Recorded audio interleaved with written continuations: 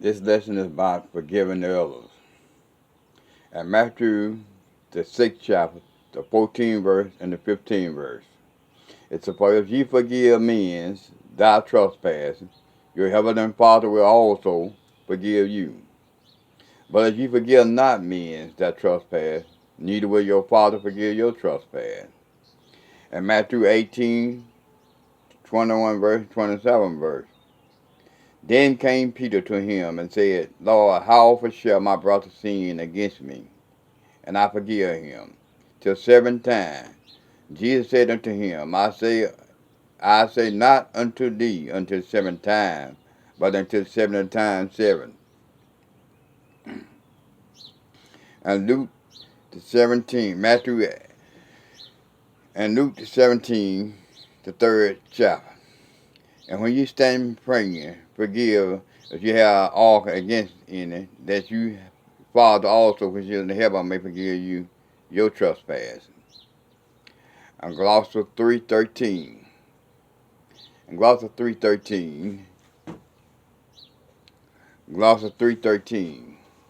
It's a And Colossians 3:13, it say, "Forgive one another. If any man have a quarrel against him, any, even as Christ forgave you, so also ye." In Philippians 3:13 to 14 verse, it said, "Brother, I count not myself to have a comprehending, but this one thing I do forget those things which are behind, and reach forward unto those things which are before." In Philippians 3:13 to 14 verse, "I press toward the mark for the prize of the high calling of God in Christ Jesus."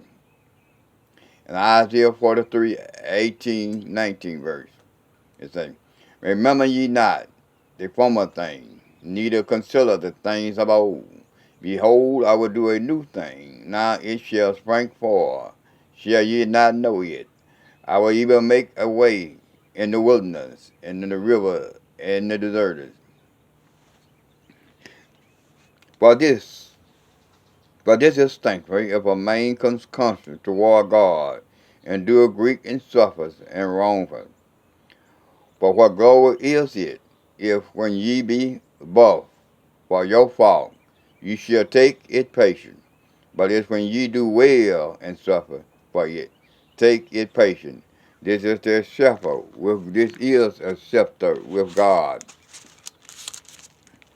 And 1 Peter 2nd chapter 19 verse 23 verse, "For even hereunto were ye called, because Christ also suffered for us, leaving us an example, that we should follow his steps, who did no sin, neither was guilt found in his mouth, who when he was reviled not again, when he suffered, he threatened not, but commit himself to him that judged righteousness."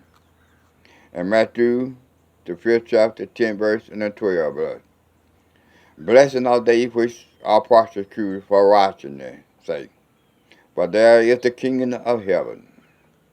Blessed are ye when men shall revile you and persecute you, and all shall remember evil against you, for falsely, for my sake. Rejoice and be exceeding glad, for greater is your reward in heaven. For so persecuted they the prophets which were before you." In Hebrews 10, the 30th verse, "For we know him that hath said, Vengeance belong unto me. I recompense, said the Lord. And again, the Lord shall judge his people." 1 Peter 4:12-14 verse, "Beloved, think it not strange, consider the filthy trial, which is to try you, as through some strange things happen unto you. But rejoice as much as ye are partaken of Christ's suffering, that when his glory shall be revealed, you may be glad also with exceeding joy." 1 Peter 4:12-14, "For the name of Christ, happy are ye, for the Spirit of glory and of God rests upon you. On part, he is even spoke of, but on your part, he is glorified. And Matthew 5:44, Matthew the 5th chapter, 44 verse. But I say unto you, love your enemies, bless them that curse you, do good to them that hate you, pray for them which despitefully use you, and prosecute you. And Romans 12:21, be not overcome with evil, but with good. 1 Peter 3:9-10, not rendering evil for evil, raya for raya, but contrary, blessing, knowing that ye are thereunto called, that ye should inherit a blessing.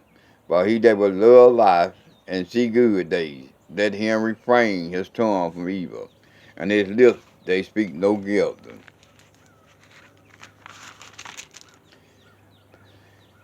Ephesians 4 chapter 31 verse and 32 verse. It say, let all bitterness and wrath and anger and quarrel and evil speaker be put away from you with all malice, and be kind one to another, tender heart, forgive one another, even as Christ, God, for Christ's sake, have forgiven you.